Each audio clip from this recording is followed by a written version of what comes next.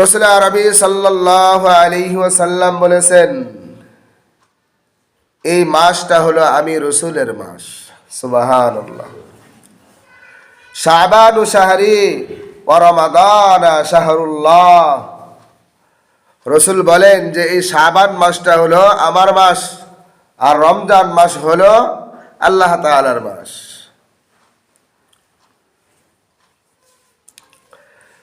তো রসুল সাল্লাল্লাহু আলাইহি ওয়াসাল্লাম আমার মাস বলেছেন, আর রসুল এই মাসে কিরকম আমলের মাত্রা বাড়াইছেন, এজন্য রসুল বলেছেন এই মাসটা হলো আমি রসুলের মাস। রসুল সাল্লাল্লাহু আলাইহি ওয়াসাল্লাম এই মাসে রোজা রেখেছেন বেশি বেশি, নফল ইবাদত বেশি বেশি করছেন। তো এই মাসের ফজিলত যদি আমি আপনি পাইতে চাই, তাহলে আপনাকে আমাকে 5টি জিনিস অর্জন করতে হবে। এই মাসে 5টি জিনিস অর্জন করতে হবে। শেখ আব্দুল কাদের রাহমাতুল্লাহি আলাইহি এই শাবান মাসের ব্যাখ্যা করেছেন যে এই শাবান মাসটা আল্লাহ রাব্বুল আলামিন নামকরণ করেছেন। এই শাবানের ভিতরে 5টি হরফ আল্লাহ রাব্বুল আলামিন দিয়েছেন। শিন আইন বা আলিফ নুন। শিন আইন বা আলিফ নুন, এই 5টি হরফের বিশ্লেষণ আব্দুল কাদের জিলানী রাহমাতুল্লাহি আলাইহি তিনি করেছেন। তিনি বলেন যে আল্লাহ রাব্বুল আলামিন এই শাবান মাসটা 5টি হরফের দ্বারাই আল্লাহ তাআলা নামকরণ করেছেন। তাহলে আল্লাহ রাব্বুল আলামিন এই শিন হরফটা এর ভিতরে কি জন্য দিলেন, তিনি এর ব্যাখ্যা করেছেন যে এই শিনতে আল্লাহ রাব্বুল আলামিন বুঝাইতেছেন শারফুন। শারফুনের অর্থ হলো ভদ্রতা, উত্তম আদর্শ। ভদ্রতা এবং উত্তম আদর্শ এই মাসটা মানুষকে শিক্ষা দেয়। এই উত্তম আদর্শের মানুষ যদি আমি আপনি হতে পারি, ভদ্র মানুষ যদি আমি আপনি হতে পারি, তাহলে এই মাসের সফলতা আমি আপনি অর্জন করতে পারলাম। আর যদি ভদ্রতা অর্জন না করতে পারি, বোঝা গেল আমার এই মাসটা ফা চলে গেছে। এই মাসে আমি কোনো কিছু অর্জন করতে পারি নাই। উত্তম আদর্শ কার ছিলেন? উত্তম আদর্শর মানুষ কে ছিলেন? রাসূল আরবি সাল্লাল্লাহু আলাইহি ওয়াসাল্লাম। আল্লাহ রাব্বুল আলামিন বলেছেন, লাকাদ কানা লাকুম ফি রাসূলিল্লাহি উসওয়াতুন হাসানাহ। আল্লাহ রাব্বুল আলামিন রাসূল আরবি সাল্লাল্লাহু আলাইহি ওয়াসাল্লামের পক্ষে সাক্ষ্য দিতেছেন, হে রাসূল, হে দুনিয়ার মানুষ, আমি আমার রাসূলকে সর্বোত্তম চরিত্রবান কইরা আমি আল্লাহ তাআলা আমার রাসূলকে দুনিয়ার ভিতরে প্রেরণ করলাম। সুবহানাল্লাহ।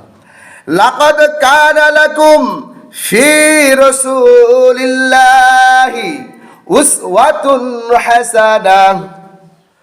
সর্বোচ্চ উত্তম আখলাক দিয়ে আল্লাহ রাব্বুল আলামিন রাসূলকে পাঠাইছেন।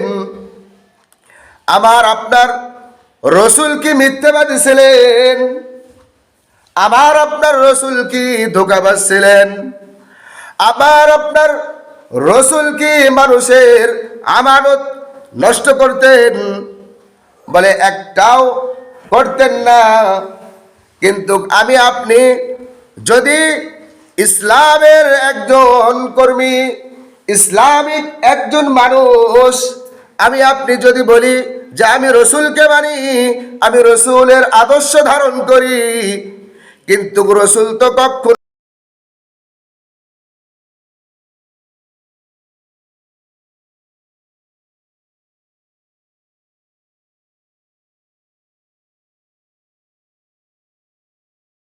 এমনকি বেঈমানদেরকেও বলে নাই, এ বেঈমানের দল, এ কাফের মুশরিকরা, তোমরা এসো ইসলাম ধর্ম গ্রহণ করো, তোমাদেরকে ইসলাম মানতে হবে না। এই কথা কখনো বলছেন? এই কথা রসুল এই ধোঁকাবাজ কথা বলে কাউকে ইসলাম ধর্ম গ্রহণ করান নাই যে আসো কালিমা পড়ো, তোমাকে কোনো কিছু করতে হবে না। ইসলাম ধর্ম গ্রহণ করার পরে রাসূল আরবি সাল্লাল্লাহু আলাইহি ওয়াসাল্লাম সাহাবা ইকরামদেরকে নামাজ শিক্ষা দিয়েছেন। যাহা এটা কিন্তু ইসলামের একটা আইন, ইসলামের একটা কানুন। তোমাকে ইসলাম ধর্ম গ্রহণ করেছ, তোমাকে ইসলাম ধর্মের যা কিছু আছে এইগুলো তোমাকে মেনে চলতে হবে। রসুল কি মুসলমান বানাইয়া কাউকে বলেছে তোমাকে ইসলামের শরিয়া আইন মানতে হবে না? বলেছেন? কাউকে বলেন নাই, বরং তাদেরকে আরো ইসলামের শরিয়াত যা আছে সব কিছু শিক্ষা দিয়েছেন।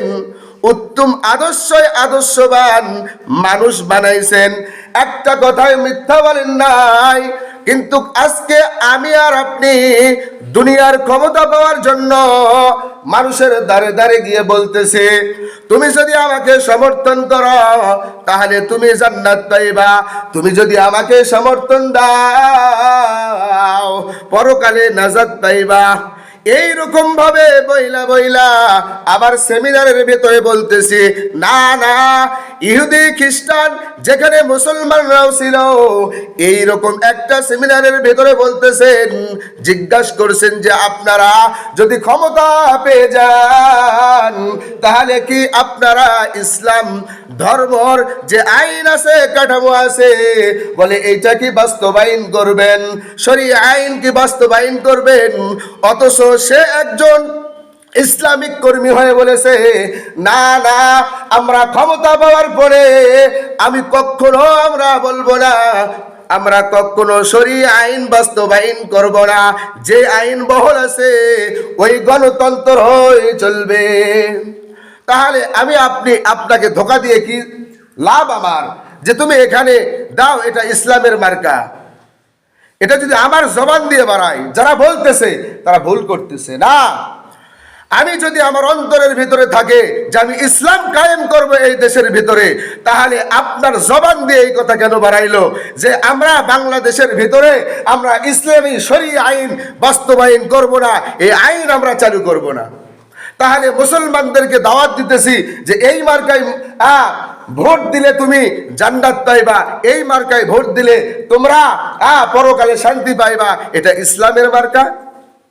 রসুল তো কখনোই বলেন নাই, ধোঁকা দেয় নাই। এটা তো পরিপূর্ণভাবে ধোঁকা দেওয়া হইতেছে।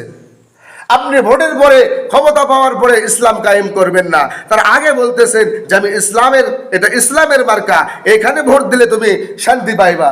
এই কথা কেন বলা হচ্ছে? এই কথা যারা বলতেছে তারা ভুল করতেছে। আমরা সব সময় আল্লাহর রসুলের দিকে ডাকবো। আল্লাহর রসুল যে আইন বাস্তবায়ন করে গেছেন, এই আইনটা আমরা বাস্তবায়ন করব। আপনি মানবেন কি মানবেন তার ব্যাপার।